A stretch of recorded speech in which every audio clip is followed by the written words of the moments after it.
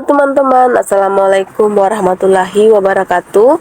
Selamat datang di warungku, warung Bundanya Zoya.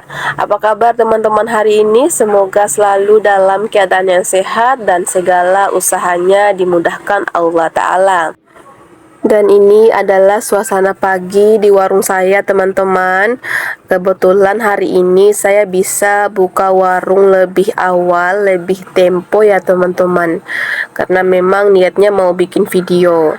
Dan kali ini saya mau berbagi tentang sesuatu yang mungkin teman-teman butuhkan, yaitu trik yang teman-teman bisa lakukan, yang bisa teman-teman coba ketika warung teman-teman itu sudah mulai sepi.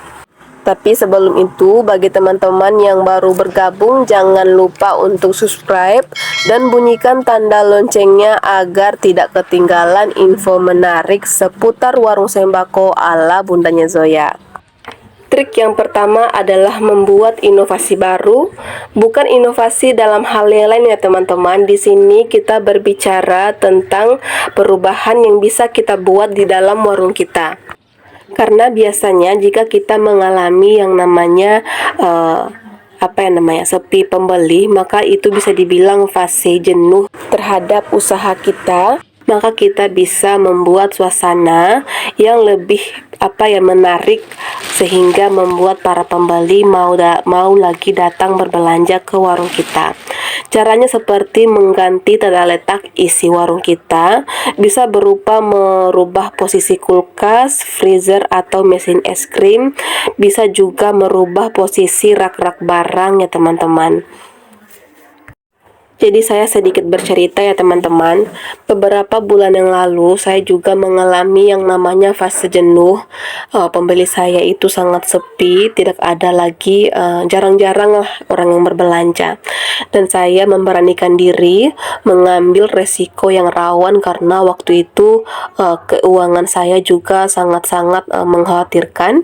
Namun saya mengambil resiko itu, tetap mengadakan barang, yaitu mengadakan rak baru, membuat rak baru dan merubah tata letak isi warung saya.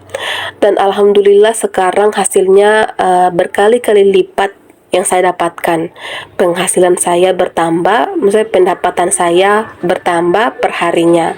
Dan itu adalah hasil dari resiko yang saya ambil. Jadi bagi teman-teman yang juga dalam fase ini, fase sepi pembeli, fase jenuh, jangan pernah bosan, jangan pernah merasa lelah untuk berusaha agar membuat usaha kita itu lebih maju lagi, lebih diminati lagi pembeli. Selalu semangat ya teman-teman, karena semua para pelaku usaha manapun dari modal kecil ataupun besar pasti akan mengalami kendala-kendala di usahanya. Kemudian trik yang kedua adalah menjaga kebersihan di warung kita. Tentu saja tujuannya sangat jelas, yaitu menjaga kenyamanan para pembeli. Biasanya apalagi nih yang punya anak kecil, yang taunya bermain, belum tahu kotor bersih itu bagaimana, maka kita harus memperhatikan anak-anak kita. Jika mereka melakukan sesuatu yang membuat para pembeli itu akan merasa tidak nyaman, maka cepat-cepat kita antisipasi. Kemudian trik yang ketiga adalah menjaga kualitas barang yang ada di warung kita.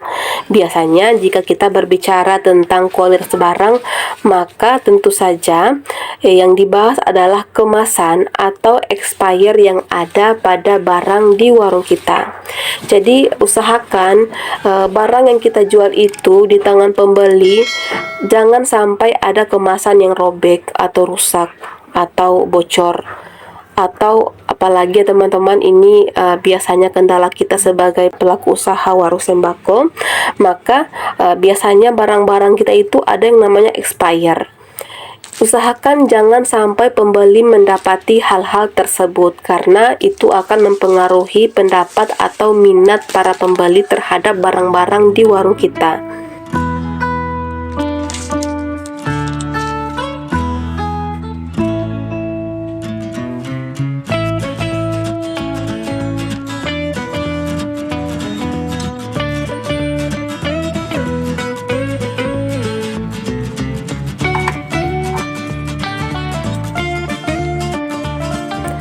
Kemudian trik yang terakhir adalah meningkatkan kualitas pelayanan.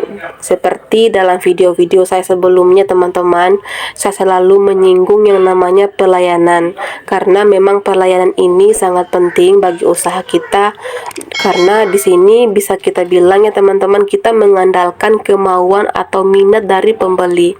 Jadi kita harus berupaya, berusaha agar mereka datang dengan sukarela, tidak dipaksa ya teman-teman, untuk berbelanja di warung kita. Karena pasti banyak warung-warung lain di sekitar para pembeli kita, namun mereka atau bagaimana caranya agar mereka tidak mau pergi ke tempat lain, malah pergi ke tempat kita. Dan cara yang paling ampuh adalah dengan memberikan pelayanan yang baik, yang akan membuat para pembeli itu lebih betah, lebih senang, lebih suka dengan warung kita, dengan kitanya. Tentu saja jika kita berbicara tentang pelayanan ini, maka kita harus kuasai namanya obrolan baik atau nyambung. Dan jangan berpikir bahwa teman-teman, saya ini adalah tipe orang yang sangat-sangat cepat beradaptasi, karena saya juga adalah awalnya seorang pemalu yang yang tidak bisa berkomunikasi dengan baik ya, karena kaku, malu-malu hati ya teman-teman.